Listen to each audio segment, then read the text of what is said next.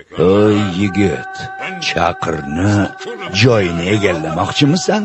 Ichkarida uni o'ldirib, tashqarida qahramon bo'lmoqchimisan? Chaqir ichkarida o'ladigan bo'lsa, tashqarida meni tirik qo'yishmaydi. Chaqir o'lganidan keyin yashamoqchi ham emasman. Chaqirga borib ayt, yoshlik qilmasin. Yosh bolalarni o'rtaga solib meni oldimga kelmasin. Yetolmaydigan odamlarga esa sotaman deb tahdid qilmasin.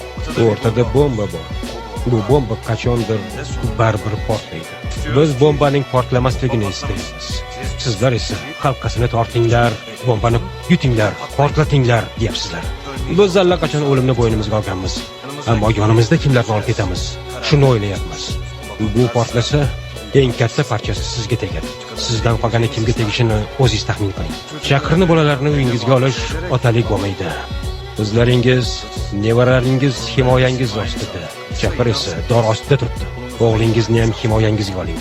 Chunki uni dor ostiga sizni kuchayib ketmasin deb qo'yishdi.